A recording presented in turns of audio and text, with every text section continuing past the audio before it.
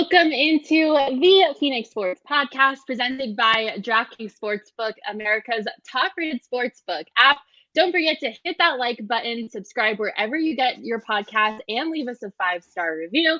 I'm your host, Makayla Perkins, and joining me today for a first-ever Mailbag episode is Steve Peters, Chiersten Susel, and Shane Dieffenbach. What's up, everybody? How's your Wednesday going? Why did I get a monotone? Why did I get into Sabres and Shane Dieffenbach? I'm the least excited. No, I'm just kidding. I'm super excited that Truth you all hurts, are Steve. here. We got a great show for you guys today. We're going to be answering all of your Arizona sports questions, and we got a ton of them. Thank you to everybody who's sending questions on Twitter and in our members-only Discord. But before we get to that, we are going to quickly get into our Arizona sports temperature check. And not a lot to talk about in terms of baseball and I guess the Cardinals, but I guess we'll start with the Cardinals. Chiersten, Vance Joseph, he is rumored to be the top candidate for the Dolphins head coach job. What are your thoughts on that? Yeah, that's what the experts are saying. He's also the top pick on the DraftKings Sportsbook app, or the favorite, I should say, at plus 250. Next behind him would be Brian Daboll, who's rumored to get to be the next head coach for the Giants. So if that happens, it seems like there's probably a good chance that Vance Joseph is going to get his second opportunity as a head coach in the National Football League. And to be honest with you, I think it's best case scenario for everybody involved. I think Vance has probably done all that he can with his defense.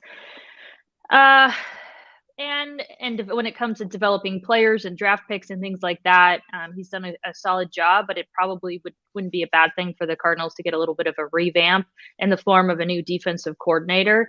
And then, hey, we all wish him the best if he was able to get a head coaching job again and get another crack at it. We would, certainly be rooting for him. And just with the way that the league has its rules set up, it awards draft picks to teams who have minorities who get hired as either a GM or a head coach. Therefore, just kind of an added bonus that would be thrown in there for the Cardinals is they're going to get some draft picks sent their way as well if he does get this promotion. So all things considered, it's a win-win for everybody involved if he gets this job.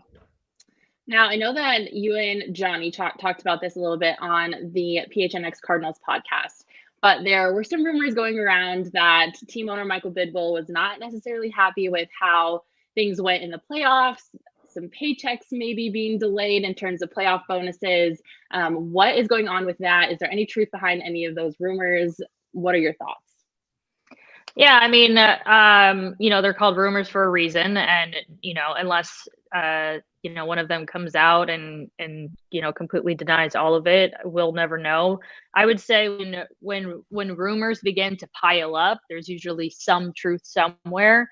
Johnny and I talked about it yesterday. Sometimes it's like a game of telephone. By the time it gets out to, the public, maybe some things have changed or gotten twisted or have been left out, etc. But the bulk of it is probably true. So the part where Michael Bidwill is very frustrated, that's 1000% true.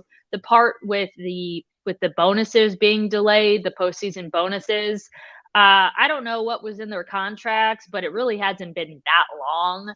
So when I first saw that come out, I was like, what do you mean delay? Like, are they supposed to get their check when they, get on the airplane back home? Like, it hasn't even been that long. So, he's definitely frustrated. I don't think there's a ton to read into about the whole bonus thing, though.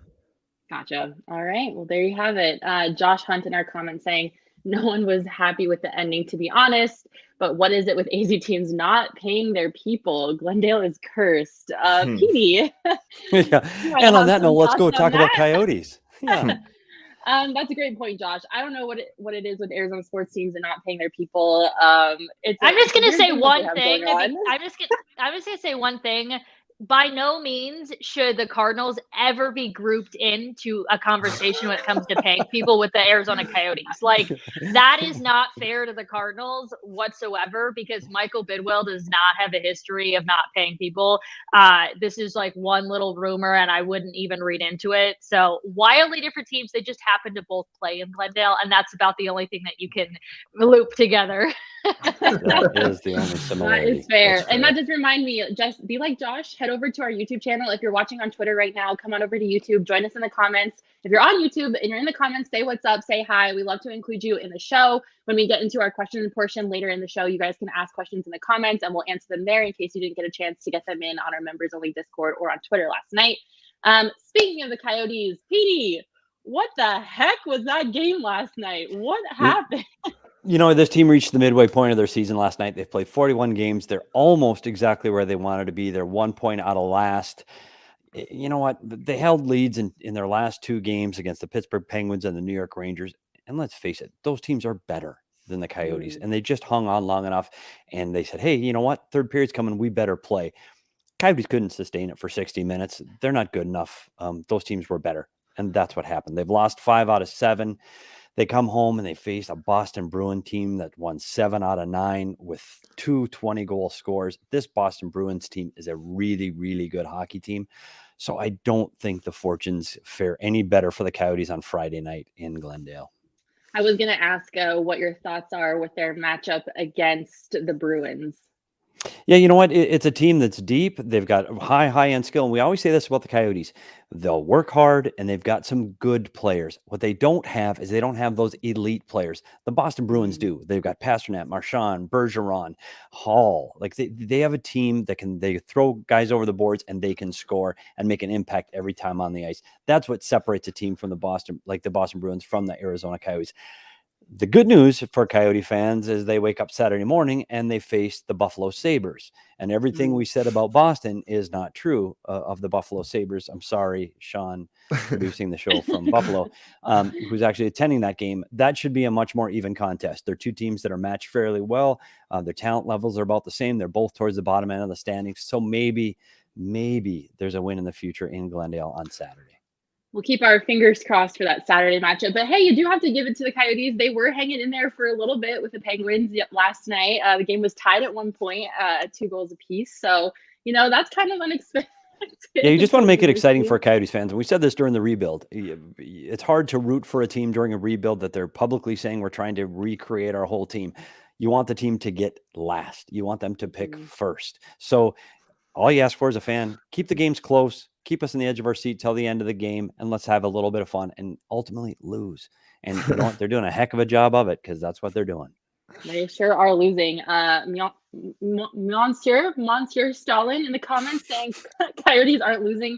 They are winning in reverse. That is a great point. I'm sorry I don't speak French. I can't pronounce that correctly. Shane is just absolutely dying right now. Flip the standings upside down. That's what you got to do as a Coyote fan all season long. And you know what? The Diamondbacks, the same thing. I mean, the Suns have been there. The Coyotes are there. And let's hope 3 or 4 years from now, we are where the Suns and Cardinals are now. Let's hope. That's a big long way from a guarantee. I know. Chiersten, you know, Chiersten's just like 4 so. years from now.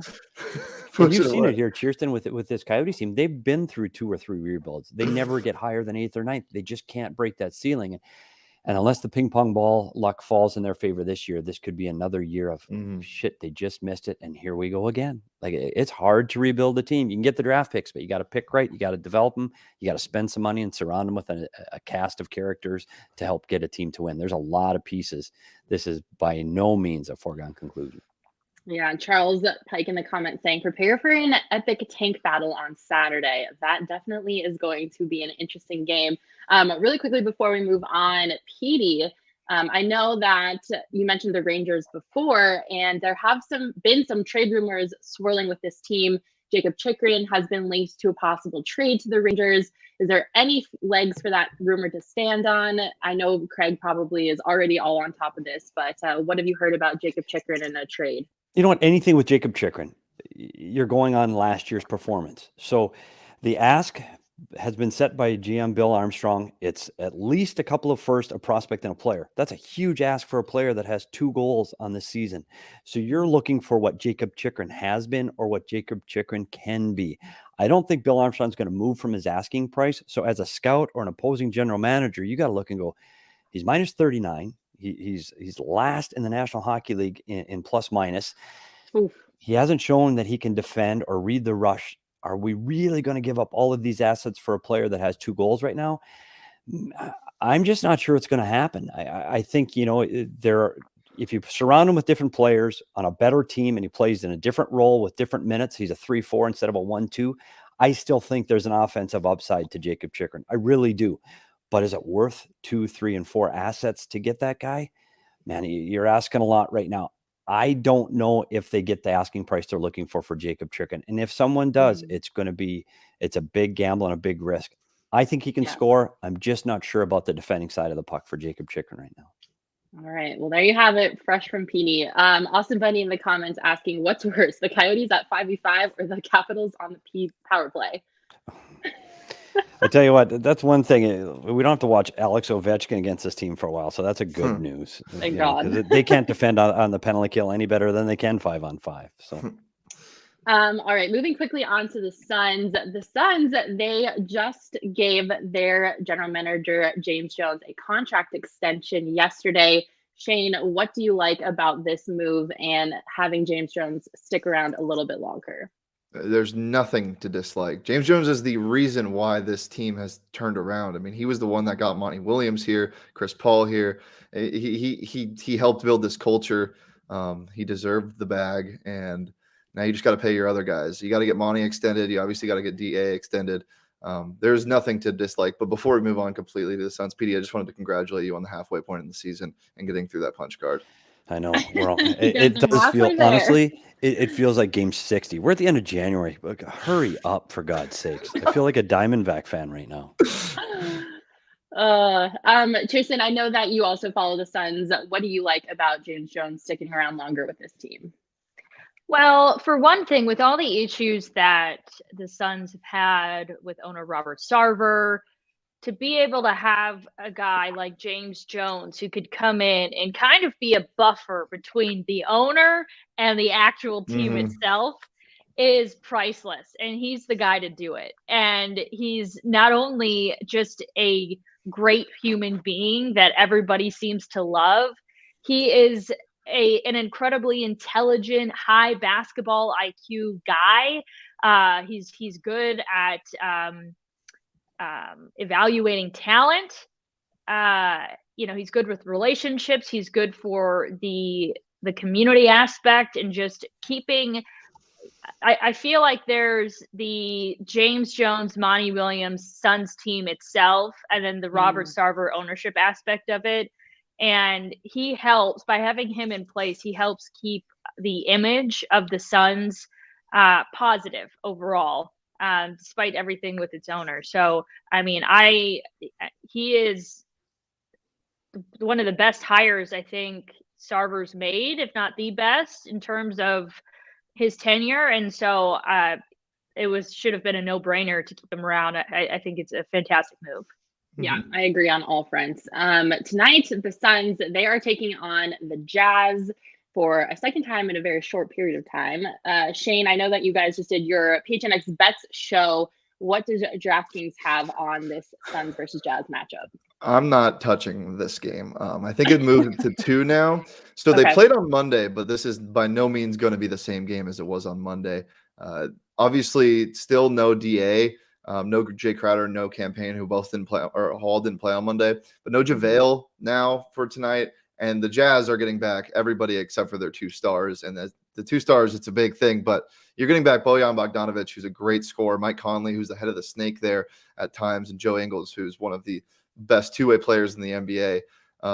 They're all not on the injury report tonight, and it's in Utah. This game's going to be completely different. The Suns eked away a win against a hobbled team.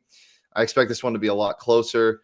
And at no point on Monday, even when it was close, did I feel like the Suns might lose. This game's going to be a challenge. I still have faith in them. I still think they continue their winning streak, but it's going to be a much different game. All right, well, there you got it from Shane. Speaking of DraftKings, there are 4 teams who remain in the NFL playoffs, and that means there are only 4 teams left for you to bet on the DraftKings Sportsbook app, the official sports betting partner of the NFL. We're counting down to Super Bowl 56, and new customers, you guys can get 56-1 odds on any team. Just bet $5 and get $280 in free bets if your team wins. Are you not a new customer? You can still experience the conference championships with same game parlays. Combine multiple bets from the same game for a bigger payout. The more legs you add, the more money you can win. DraftKings is safe, secure, and reliable. And best of all, you can deposit and withdraw your cash whenever you want, which is one of my favorite things about the DraftKings Sportsbook app. Download the DraftKings Sportsbook app now. Use promo code PHNX. Get 56-1 odds on any NFL team. Bet just $5 and win $280 in free bets if your team wins. That's promo code PHNX for 56-1 odds at DraftKings Sportsbook, the official sports betting partner of the NFL. 21 and up only. Arizona only. Gambling problems? See 1-800. Call 1-800-NEXT-STEP. New customers only. Eligibility restrictions apply. See DraftKings.com/sportsbook for details. Really quickly before we move on to our questions, checking in on the baseball world. Baseball, it still sucks pretty much. There's not much happening there. The league and the Players Association did have a second economic meeting yesterday. There was some progress made, but it's really obvious to me that the league and the Players Association are just on 2 completely opposite ends of the spectrum. The differences in what they're asking for is just like astronomical amounts of money, etc. So they are supposed to meet again today, which is honestly, I think, good news. It's a good sign that they are continuing to meet and they're not shutting each other out. Hopefully more progress can be made today. I still think the beginning of the season is a little bit delayed. I don't see how they can meet in the middle when they are already this far apart. And they also haven't even started bargaining with other things outside of the economic stuff of baseball. So it's not looking too good in my opinion. Hopefully I'm wrong, but I do think baseball is going to have a little bit of a delay this year, which is unfortunate. All right, how about we get into Max Mailbag on the Phoenix Sports Podcast. I'm so excited for this. You guys, look at my little cartoon. Are you head. winking? Are you winking Yes. with sparkles? I'm winking with sparkles. How cute is that? I'm obsessed. Our art director Arnold did a fantastic job making this graphic. Shout out to you, Arnold. I love it. My little emoji, is that what we call it? Is so cute. Thank you to everybody who sent in questions. I asked for questions on Twitter, and then we also have a members only Discord that you can only be a part of if you're a member of PHNX. So don't forget to go over to gophnx.com and subscribe to be a member. You can get your first month for only 50 cents, or if you sign up for an annual membership, you get a free t-shirt. I am wearing our pocket logo stack. Petey has on the best shirt that we make, which is the PHNX logo shirt. Shout out to Petey for the shirt choice today. But we have a ton of other great ones, and make sure you go check it out. How about we get into it, guys? If I move over, it looks like I'm wearing it too. Yeah, I like it. Yeah. Just like on Just selling the brand, Chiersten. That's what you do. Great job, Chiersten. Josh Hunt in the comments saying incredible graphic. I agree. Shout out to Arnold. Love that. Okay, how about we get into it? Our first question, our producer Sean is behind the screen, is from Chris in our members only Discord. Chris, the GOAT, she is the best. She asked, what was your first professional sports event attended as a fan, and what was your first as work? I don't know if you guys need some time to think about this. I know my answer. I attended a Denver Broncos game for my first ever sporting event when I was, I think, 12. I went with my mom. They were playing the Patriots, which was great because I got to boo the Patriots, who I absolutely hate. And it was really cool to see. I can't remember who was quarterback at the time. It was during the quarterback carousel before Peyton Manning got there. But that was my first game as a fan. And then my first game working in the media, I actually went to a Diamondbacks game. It was the first time I got credentialed. I went with John Gambadoro at 98.7. I was an intern there a couple years ago, and he threw me a little bone and took me to a Diamondbacks game as a part of the media because he knew how much I love baseball. So shout out to Gambo. And that was my first event as a media member. I'll go next. My first, like I've went to a lot as like a kid, like a child that I don't remember. My first really memorable one was the Western Conference Finals, I believe, Game 5 or Game 6 against the Lakers, and I don't remember what year it was, but it was the game after Ron Artest, then now Meta World Peace, hit a game-winning shot after a Kobe airball, and then the Suns got eliminated. I thought he's back to Ron Artest. Oh man! And then he got eliminated, and then the Suns got eliminated that game. And I remember going back to the Arizona Republic where my dad worked and sitting in the copy room, being so damn sad, realizing that they weren't going to play for basically another year. So that was my first memory. I think the first game I covered was either a ASU softball game or an ASU women's soccer game, and both were very fun. I was working camera. There you go. All right, Chiersten, what's yours? Well, now I'm all consumed into figuring out if Ron Artest actually changed his name back. I swear he doesn't go by Meta anymore. But anyway, that's a different. I totally derailed the point of your entire story. That's a great event to be at. So the first professional sporting event that I can really remember is interesting because back in the day when LeBron was new to the Cavs, we had, when I was in middle school, we would have stacks of tickets at the office that anyone could go in and just grab their own free tickets to Cavs games. So I remember me and like a bunch of my girlfriends when I was like 12, 13 years old, grabbed these free tickets out of the office and went to go see LeBron James and the abysmal Cavs at the time play. So obviously a lot changed for LeBron. But yeah, that's the first sporting event that I really remember going. I went to Indians games when I was younger, but I don't have much of a memory of them. So yeah, middle school, going to see LeBron for free. And there was like, we were like one of what seemed like 50 people in the entire arena. But Sandiford Artest. Interesting. That's his name now? Meta Sandiford Artest. Interesting. Okay. Do we want my professional one, or are we moving on? Yeah. No, where did you work, Chiersten? Let's go. Where did you work? Of course we Your want to first know. game. I can't wait.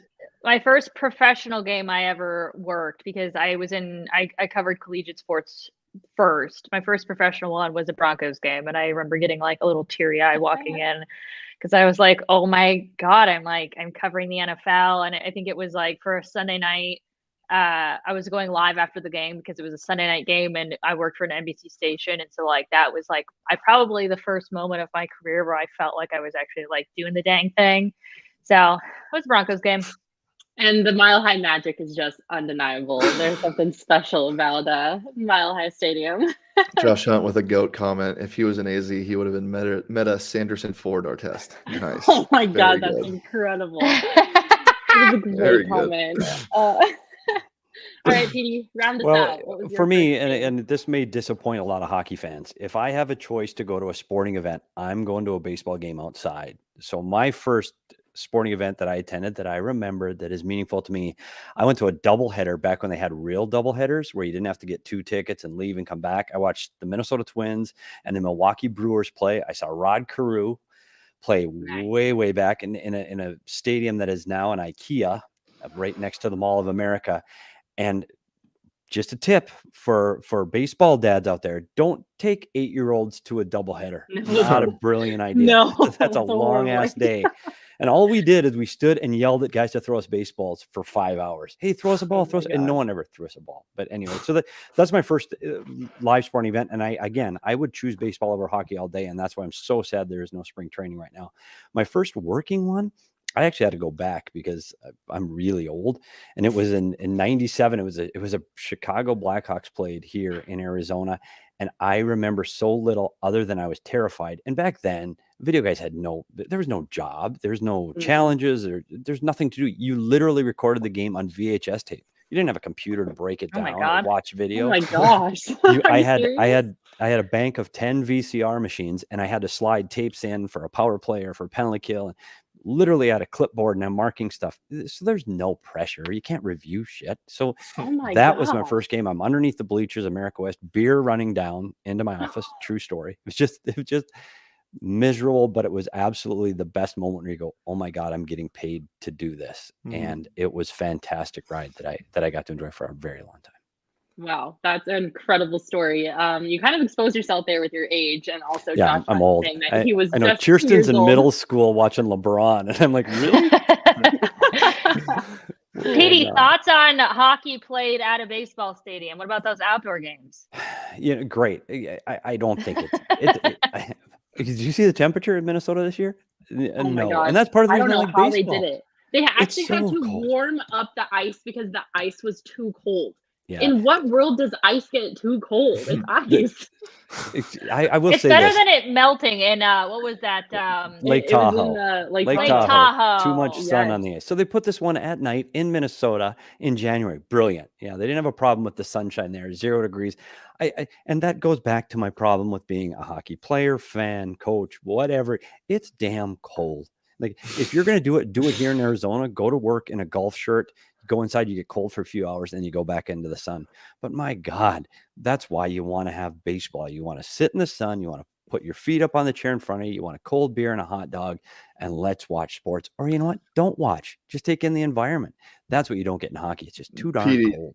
Did that first game experience kind of change who you were? Do you think if you get a baseball at that doubleheader, you're a little less pessimistic?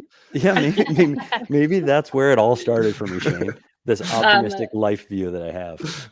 Petey, that's why you're my best friend, because I'm a baseball first girl too. So shout out to all of our baseball first people. We are the few and far between, but we are the best, in my humble opinion. All right, Sean, what is our next question? Those were great stories, by the way. Thank you for sharing.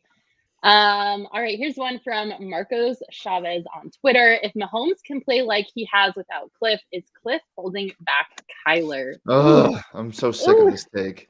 Chiersten, you go ahead and start. Yeah, So Chiersten. I think that question's incredibly insulting to Patrick Mahomes, like as if Cliff Kingsbury was the only reason he ever had success. Those two have nothing to do with each other. We've heard the opposite end of the spectrum said to, like, the only way to stop Patrick Mahomes is to put Cliff Kingsbury as his head coach, and that'll do it. Like, people want to, like, somehow compare the two just because they were together in college for a certain amount of time. But I mean, they did well together. But Patrick Mahomes is a fantastic quarterback and certainly didn't need Cliff to have success. So I don't even remember what that question was, but I wouldn't put really any holding stock back in it. Kyler.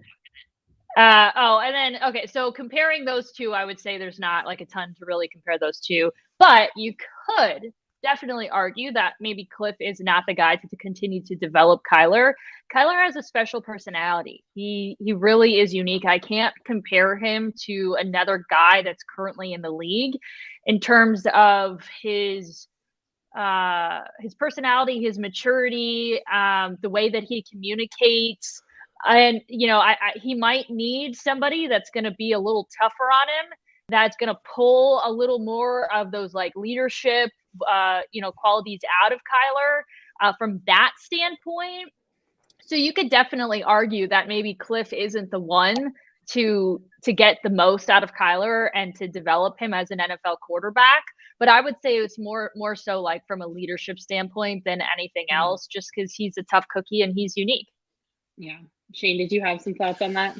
This is like Espo has the Phoenix Suns and the best team in the NBA. Mine is wins are not a quarterback stat. It doesn't matter. This dude was drafted 10th overall. Like Cliff wasn't holding him back. The Texas Tech wasn't a good team. Like it's so stupid. And going to Cliff and Kyler, like it's just you need time to figure these things out. Like you can't expect to have success immediately. And I just think it's such a sorry thing to bring up when you're comparing these two. Like Cliff wasn't telling Mahomes that he can't throw sidearm and he can't make these crazy, he just blossomed into a great quarterback, and that happens. Right. Like, nobody was holding him back. It's just stupid.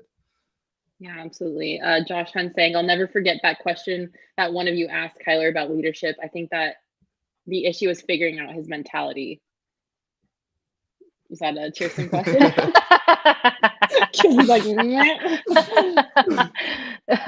Good job automatically knowing, because I would have gone this first. Automatically knowing Shane had a point to make. So good job. Oh yeah. Hey, every day, Monday through Friday at noon, PHNX Daily Bet Show. I do this all the time. Okay. NFL AZ Cardinals saying, if Larry Fitzgerald couldn't be enough for Kyler in that locker room for him to grow, then I don't think there is anyone that could help blossom Kyler in his leadership. Ooh, that's kind of a hot take.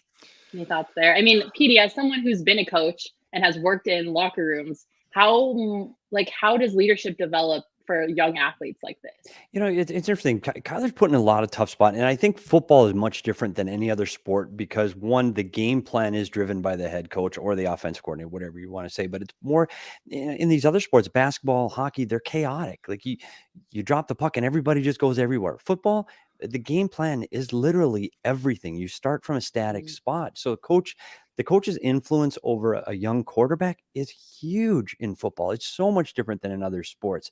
Now, to say what Kyler has for leadership and like, come on, like, cool your jets, Turbo. He gets the team to the playoffs. Yet, did he play his best game against in the playoffs this year? No. And I think from a fan, I looked at it and I go, hey, this looks like chaos out there. It looks like they don't know what they're doing. Like they didn't look like that during the season. Even when they were losing, they didn't look like this. So do I think that there is more to what Kyler Murray can give the team? Absolutely. Have we seen him? It takes maturity to become a leader. Not everybody can be a leader at 21, 22, 23. It takes time, experience, and you've got to go through those steps to get that leadership. I don't know Kyler Murray. I've never interviewed him. I've never been around him. So I don't want to speak for what he can or cannot be. But from the outside looking in, give him some time. This team made the playoffs this year. So what's the next step for him and the team? And to Chiersten's point about the head coach, man, it means a lot in football, man. It really does mean a lot. And if he's not bringing the right offensive schemes, he's not bringing in the right play calling, that affects a quarterback more than anything on how he's developed his leadership. Is what game plan is he giving him to follow? And that, again, that's so far out of my area. I can't speak to, is he the right coach for Kyler Murray? So I think the worst thing that could have happened for Kyler, because you could say, you could be on my side where I lean more towards this kid, he's had 3 years in the league, his development in terms of his leadership skills and the way that people are viewing him as a leader, what other players from other teams in the National Football League are saying about him. They would have done this. They wouldn't have done that. They're saying it on national TV, a la Russell Wilson. So he has a certain reputation, like it or not.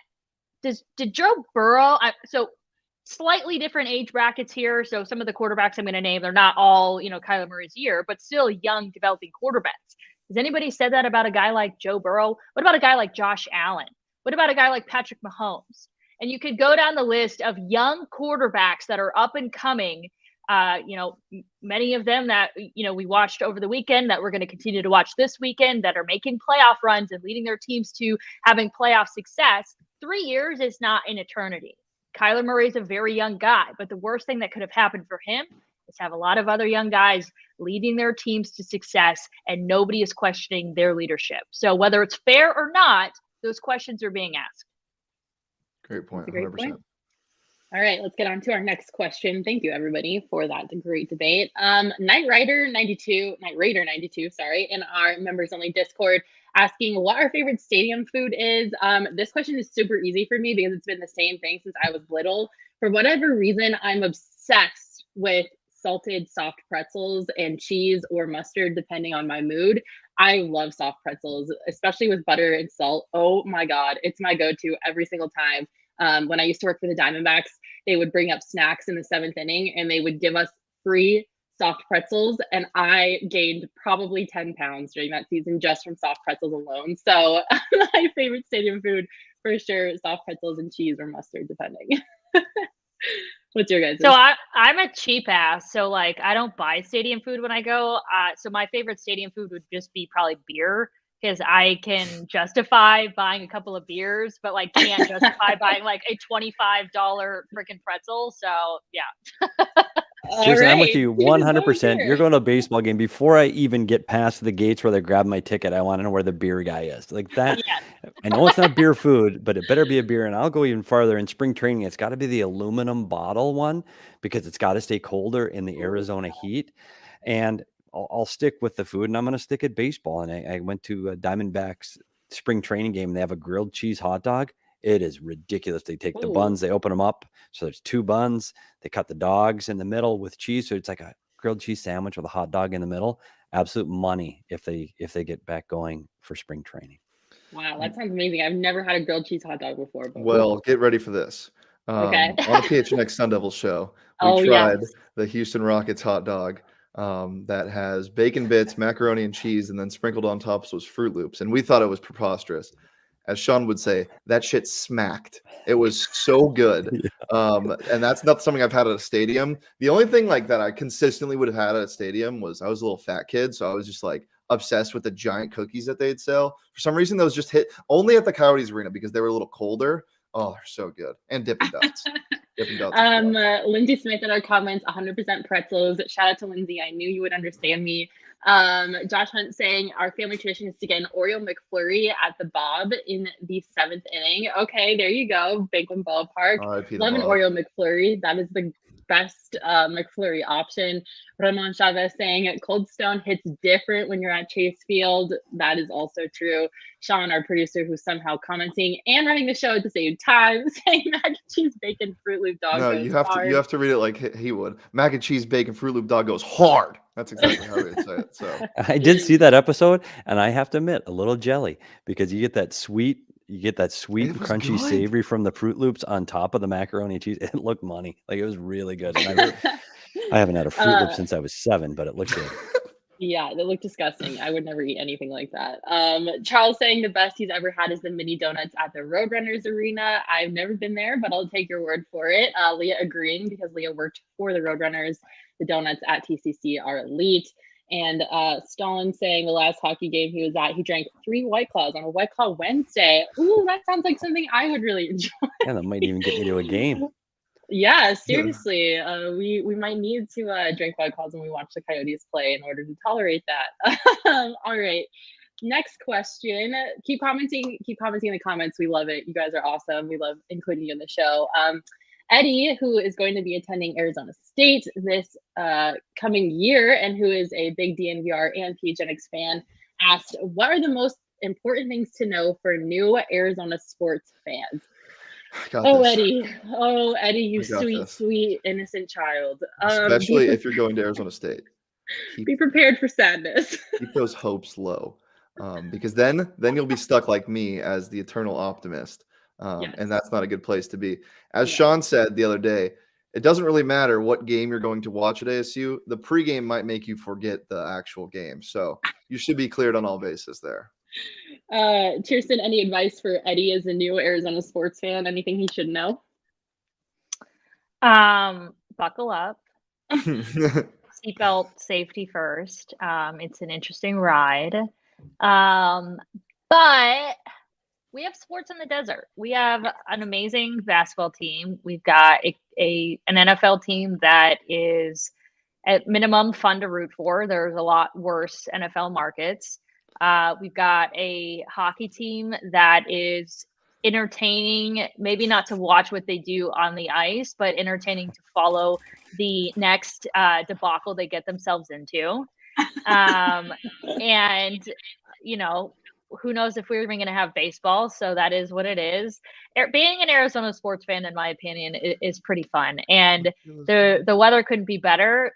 So, just buckle up. It's a ride. Yeah. It's an interesting ride. And keep in mind, this is a community that has unbelievable weather. There's so many different things to do to take away your entertainment dollar and your whatever you're doing.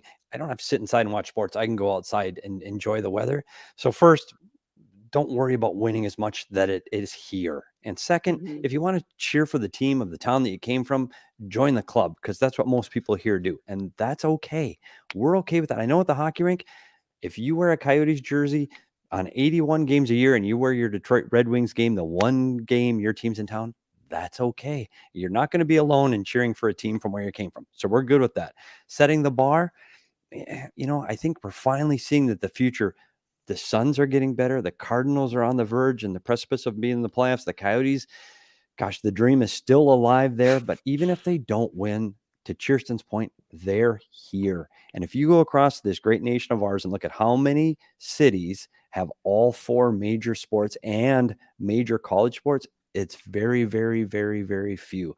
So we're just lucky we all have them. Go out and root, have fun, win or lose. At least they're here and we have something to talk about. P, you should be a motivational speaker. That was amazing. Yeah, that's me. That's me. I get a lot of that. Let's get P motivating You just us. got me all in my feels. Matt Cup in the comments saying, keep your hands and feet inside the fan base at all times, Eddie. That is a great way to wrap up that question. I love it. Thank you, Mac, for that little nugget of knowledge. Sean, what is our next question? Oh, from Mike Lang 4D in the members only Discord. Which team will make the playoff first, Coyotes or D-backs? Eek. I'm gonna go ahead and say the Coyotes just because baseball is the hardest sport in the world to win at.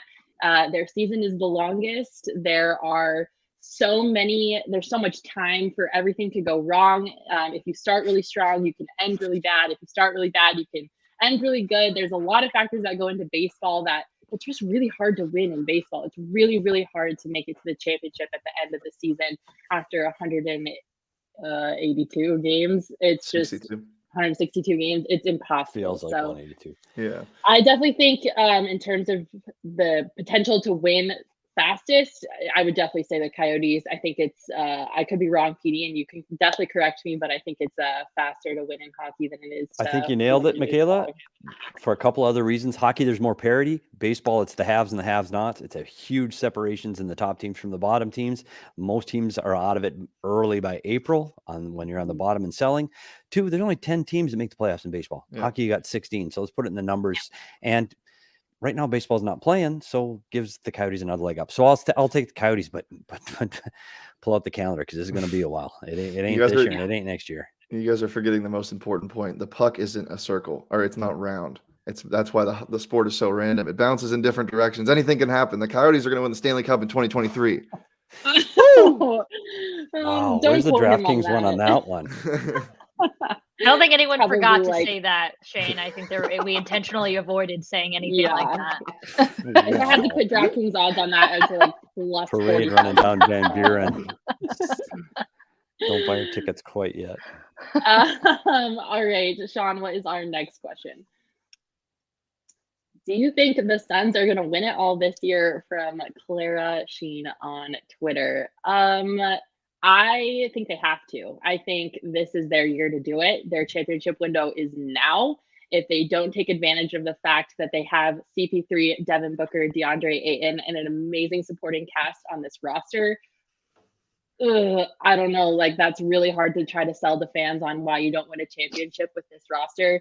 CP3, he's incredible, but he's getting older. We're not sure how much longer he's going to be in this beautiful game of basketball. I think they have to. This is the year for them to do it. And if they don't, that's going to be a tough sell to the fan base. Yes. Yeah, it's really difficult to win a championship, like really difficult, but they've had the best roster we've seen. And the thing about this team is they're so deep that what happens is once you get to, deep into the playoffs, it's either the teams that can stay healthy or the teams that have depth. Sometimes you can't stay healthy, and that's the reason you're out, and that's just how the chips fall. But I would say this team has so much depth that it didn't last year, and that last year's team got to the finals, that this is their year, and it will be incredibly, incredibly heartbreaking if they don't win it all. Yeah, and I think what you see in sports is you grow and you learn from past experiences. This team getting to the NBA Finals last year was huge, and I know they didn't win, but that experience that they gained being on that stage for that long of a playoff run is really going to help them. The biggest issue, and Chiersten brought it up, is can they get healthy and stay healthy? Because right now it's been a hodgepodge for a very long time this season. They're going to have to get everybody healthy on the court at the same time because it is difficult to win, and those playoff runs get long. Even with that, though, they still have the best record in the NBA. That's why I kind of have confidence that, at some point, I feel like they are going to get healthy. Like I just feel like we're in January. At some point, they're going to get healthy. But even if they don't have DeAndre Ayton or whatever you could pick any one of their starting five that they wouldn't have, I feel like their chances of competing with the best are still very high without their starting five. They not only is the injuries, and they're playing, so this is the best start they've had in franchise history. Not only the injuries, but some of their key guys off the bench haven't had great starts to the year. Campaign, Cam Johnson, Makayla hasn't been scoring well, and Campaign and Cam Johnson were a big part of that playoff run. And I can't imagine a world where they don't figure it out by the end of the year. Plus, the reason why the NBA Finals is always so special is because of these personalities and the leadership. And like, there's a reason why LeBron's always in the finals. This team has that. They have the leadership. They have the passion for this game. I just don't see how they don't at least get back to the finals this year. Yeah, I agree. Eric C in the comments saying this is the best Suns team we've ever had. I totally agree. Definitely there are some that come close, that come to mind, like the 1993 team. But I for sure by far and away agree that this is the best team the Suns have ever put together. So this year is the year, baby. They got to get it together. All right, Sean, next question. My question is, will the Cardinals re-sign Chandler Jones? From Dave Rousey on Twitter. Chiersten, what are your thoughts on the possibility of the Cards getting back Chandler? So I think it's probably pretty slim. So his projected average annual value right now, according to Pro Football Focus, is $16.8 million. Chandler Jones was in a contract year and, in my opinion, underperformed. And he likes to defend himself. Like, listen, like, people like to, criticize me because I don't get, X amount of sacks a game, etc. I don't think he's worth that. And Chandler asked for a trade at one point last offseason. He was not happy that he wasn't able to get a long-term big money deal done with the Cardinals. And he did not prove enough this year that he deserves that. That's what he's after. Another team probably would give him that deal. Right now, I think that there are so many other pieces that I would sign and give more money to keep around other than Chandler. So in my personal opinion, I think we've seen the last of Chandler Jones in a Cardinals uniform. Chandler Jones in a Coyotes uniform would be electric. And also in a Coyote, yes. That would be pretty sweet. The last of that. Yeah, no, I definitely agree. I think like you hit the nail on the head, Chiersten. I think there's other pieces that are more important to this team that they would rather spend money on. And that sounds super harsh, probably because it is. But unfortunately, that's the reality of this situation. And with the way that Chandler played this year, I don't see how you can justify paying him money when you have guys like Zach Ertz or James Conner to give money to. So don't think it's likely, but I guess we shall see. Next question, Sean, please. Ben Peterson on Twitter asking, Metro Phoenix has roughly 4.5 million people, but the Diamondbacks barely draw a crowd every summer. Would fan engagement increase if the Diamondbacks played in a more intimate, less stale ballpark, or is the product on the field poor management and transient fans that keep fans away? Yes, it is everything. Yes to it all. That is a loaded question. I think there's a lot of things that work against the Diamondbacks in terms of getting butts in seats. One of that being the most glaring, which is the on-field product. I think it's really hard to convince people to come watch a game when your team is really, really bad and you don't have like a star factor to draw people to the ballpark to, get your kids to get excited about to go watch. But then on top of that, you have the compounding issue of the fact that Chase Field is just meh when it comes to ballparks. I mean, the easiest thing I can compare it to, and I know you guys like it's because I'm from Colorado, but the Rockies are in a very similar situation with their on-field products. They have a horrible team, but Coors Field is packed every single summer. I think they finished in top 5 of attendance in baseball every year, regardless of how horrible that team is. And not just because Coors Field is incredible. It is an experience. It's gorgeous. It's trendy to go there too. Like young people go to like the rooftop bar to like hang out. Like when I was living there, we would go there and just like grab a drink, didn't even sit in our seats and just hang out with people. And Chase Field does not have that dynamic. No, I mean, the good thing that Chase has going for it is it's affordable. They try their very best to make it family friendly. They try, like I said, it's super affordable to take your kids there, which is really nice because there are a lot of ballparks that don't really care about their affordability. But I think there's just a lot of issues. And obviously, I think the stadium is way too big. I think that they, it seems like there's not a lot of people in there sometimes because like it's just a massive stadium and it's so hard to fill. The only time I've ever seen it full was the 2017 wild card game. So I mean, besides that, I've never seen, Chase Field at capacity. So I think they could benefit from definitely a smaller stadium and in a different location as well. But there's a lot of things working. Yeah, but 81 home games is hard to fill. You're playing a Tuesday, Wednesday, Thursday series during the middle of the week. Those are hard to fill no matter what. You look at the weather here when it is 110, 115. I know personally, I look at, God, I got to get in my car and I got to go sit in a parking lot and then I got to walk to, God, you know what? I'm just going to watch it on TV. And so that happens. And to my point about being a baseball fan, I really, and this may sound terrible, I don't care about the on-field product. I want to go to a beautiful stadium where I can look and see the cityscape of whatever city I'm in. I can have a cold beer. I can hear the sounds of the game, but it's an event. And I'm unfortunately with Chase, you just don't get that. You don't get that same intimate feel that I don't sit here and go, you know what? Hey, let's go down to Chase, grab a beer and watch and listen to the baseball game. I don't get that intimate feeling. It's and I appreciate that they make it accessible to kids, because I think there's so many pro sports that don't do that. I think it's important that baseball does. I don't know what else you do here. I don't know. You're going to have to close the roof no matter what, because when it's that hot, you can't have it open. And I want to go sit outside and watch a baseball game. That's what I want. You just can't do that here. So I don't know if they can change it with a different stadium and a different product. I still don't know if I'm going to make the trip downtown. Yeah, I would say the big. Go ahead. No, go ahead, Chiersten. The biggest thing when it comes to, I guess probably any Arizona sports team is, we touched on it, the transient fans. They didn't grow up Diamondback fans. They didn't, grow up fans of Arizona sports teams. So what's going to get you to a game? And the thing, especially when you're in a state like Arizona and your team is not playing well, okay, what's going to get fans to the game? It's the experience. And Chase Field is old and run down, unfortunately, and you just don't get that same experience. The last ballpark I think I went to outside of Chase Field was when Atlanta just built theirs a few years back, their new one. And it was just fun to sit there.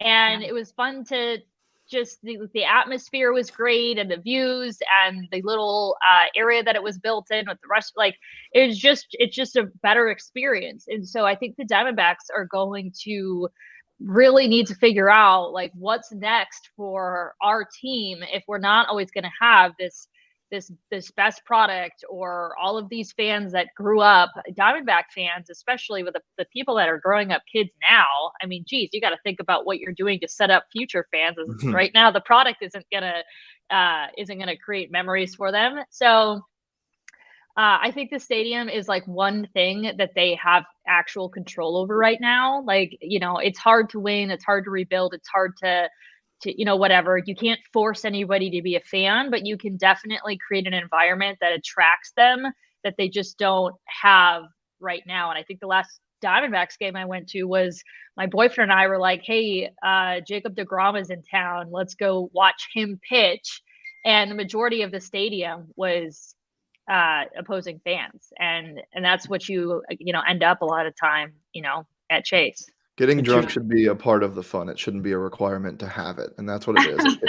And Chiersten, you go back to my home state too. You go back to Minnesota and you had the Hubert H. Humphrey Metrodome. And I don't know if any of you guys remember that building with the big baggie on it. It was miserable place to watch a baseball game. It was horrible atmosphere in that building. And then they moved to Target Field, and what a difference in experience for the fan, and it helps their attendance. So it does make a difference. And those Twins teams were winning World Series in that miserable stadium, and they still couldn't get people to go. So it absolutely does make a difference. Yeah, shout out to Sammy D for the super chat. Thank you, Sammy. That is awesome. We super appreciate those.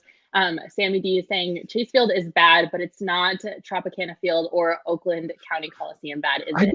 I don't understand the Oakland hate. I really don't think Oakland is so bad. It is my dream. Well, my dream was to watch a Raiders game at the Coliseum, and obviously that's never going to happen. And so that dream absolutely has been shattered, and I'm very upset about it.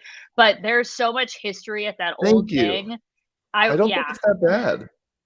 Yeah, I mean, the history part of it is obviously really cool. You can compare a lot of ballparks and the history element to excuse the oldness of it. But I definitely don't think Chase Field is that bad. I've definitely attended games at worse stadiums, but it's definitely not great either. I would say it's definitely in the lower end of stadium quality. Tropicana is not good either, although the ceiling is pretty cool when it lights up. But that's pretty much all that I was going for it. Ramon Chavez saying Petco Field is top tier, easy access via public transportation, local food, and beer, great atmosphere. I've been to Petco. It's incredible. I definitely agree. Mr. Stalin, I'm just gonna say Mr. Stalin because I'm not even gonna try to say that again. Bulldoze Chase Field. We build a field that is fun when it's 125 degrees. Ooh, instead of Thank the you bleachers, for the super chat.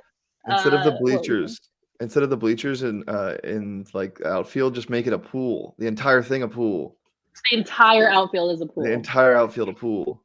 I would definitely help drive attendance, I think, although I don't know how sanitary that is. Yeah, I was going to say, you want to see a bunch of 30-year-old men after 6 beers and No. sit in the same pool with them? Scratch it, throw it away, burn it. Thank you for the super Pass. chat, Mr. Stalin. We appreciate that.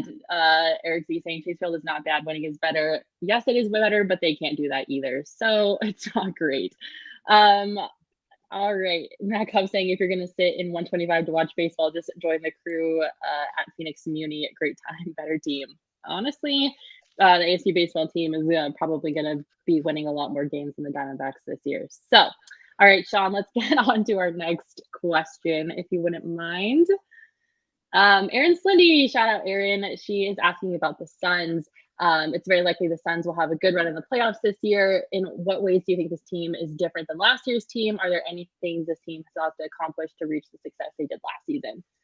I think we kind of already touched on this with our answer to the Suns championship window, but I do think this team is the last team. I think they brought in some more pieces that are better in supporting ways than last year's bench was. Bismack, for example, has been incredible, and I don't think any of us anticipated him to be contributing as much as he's had so far this year.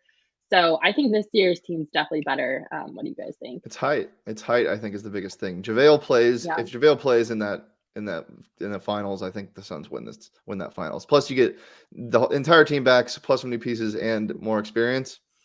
I just think they're a lot better. In terms of things they need to accomplish is just stay healthy, load management, win earlier so you don't have to play Chris Paul in the fourth quarter and Devin Booker in the fourth quarter. But other than that, and they're on track for success. Yeah, the Suns are definitely a fourth quarter team, which is cool to see for sure. It's not great for my heart health or my anxiety, but all right, Sean, next question, if you would. We're getting close to the end here. I knew he was going to pick this one.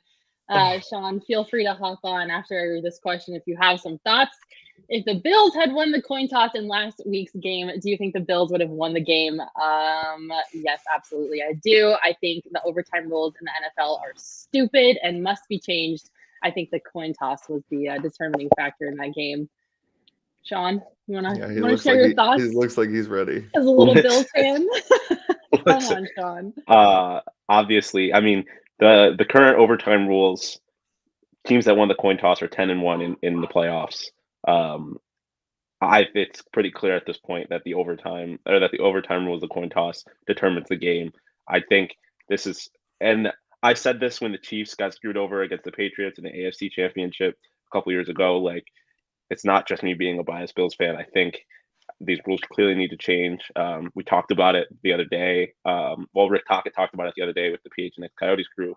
Like, you don't want to shoot out deciding a game in the playoffs. I feel like this is basically the same thing.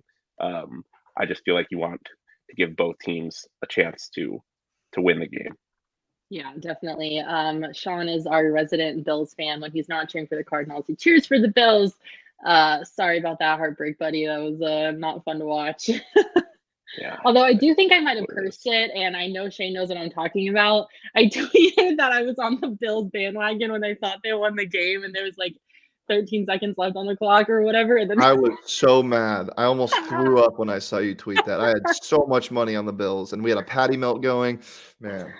I'm so sorry. I do that a lot, actually. I tweet way before I should. How about you just shut your damn mouth when it has to do with my money, Makayla? But yeah, I definitely think the overtime rules in the NFL need to change. That sucked to watch. I wanted the Bills to win so bad, mostly so we didn't have to watch Jackson Mahomes dance on the sidelines anymore. But hopefully Joe Burrow can come through and beat the Chiefs for us coming up shortly. All right, let's do a couple more questions before we wrap it up, Sean, if you wouldn't mind. What will the Cardinals' big move be in the offseason? I don't know where to go with this in terms of signing people they already have or acquiring someone that they don't. Chiersten, what are your thoughts on this? Did not see this one in the rundown. I mean, I have no idea what they're going to do at this point. I mean, there's still football being played right now. There's no rumblings of anything. There's no rumors of anything. They don't have a high pick in the draft. Like, I don't know that they're going to have like a splash move in the off season. Maybe if Vance Joseph goes, then you could say their big move is going to maybe hopefully bring in a big name defensive coordinator, a guy like maybe Vic Fangio, which is, I think, the fan base's top pick to replace Vance Joseph. So as far as like personnel wise, like I don't know that we're going to get like a big personnel move. So probably the biggest thing is, and maybe we'll find out by the end of the week where if Vance is going or not. But I would say that would probably be the big thing, is getting in a new defensive coordinator. All right. Do we have any more questions, Sean? Maybe one more? Time for one more? If Cliff Kingsbury, improves another 3 games next year, but is 1 and done in the playoffs, do you keep him? If K1 has another season like this year, do the Cards tag him? If not tag, what kind of contract do you offer him? It just depends so much on if they collapse in the second half of the season and he wins 3 more games and then they go 1 out in the playoffs, then I can understand talking about that. I don't know. I mean, it's just such a weird team. And the Kyler stuff, you give him the max if he's bringing you that's the only thing you can give him if he's bringing you consistent 12-win seasons. It just, I don't know. It's less about wins and more about like what this team looks like at the end of the season put together, I think. Mm-hmm. Yeah, absolutely. All right. Did you just say Kyler was giving the Cardinals consistent 12-win seasons? No, I'm saying in his scenario, if they add 3 wins and then they keeps doing that by the time you have to pay them, then that would be 3 consistent 12-win seasons. I'm saying. Okay, I see what you're saying. If they add, yeah. Also, Eric keeps saying trade Kyler for Deshaun I know. Watson. Get out of here. No way. Get out of here. No way. No. God, I hate it. 0% chance. Also, NFL Cards asking if we should clean house in terms of Kime, Cliff, and Kyler. People are freaking out. No, do not do that. Well, wait, excuse me. If the Cardinals don't make the playoffs next year. Oh, make the playoffs. Yes. Oh, I thought this was still in the same question as last time. No, yes. Okay. I thought they were saying if they go 1 and done again. I'm like, dude, relax. But yeah, make the playoffs. Yes. 100%. Yeah. All right. There you have it. Well, hopefully you guys enjoyed the first ever episode of Max Mailbag on the PHNX Sports Podcast. We had some excellent questions. Thanks to all of you who are listening out there. The best way to do this, though, is to join PHNX and become a member of our family. Make sure you sign up for a membership on gophnx.com. If you sign up for your first month, it's only 50 cents. Or if you sign up for an annual membership, you get a free t-shirt. Becoming a part of the family gets you a ton of cool stuff, access to all of our written content, access to the members only Discord. We have exclusive video content on there, and we have a ton of exciting stuff coming in the year of 2022. So there is no better time to join the family than right now. Also, if you're listening to this on YouTube, make sure you subscribe to this podcast on Apple Podcasts, Spotify, wherever you get your podcasts.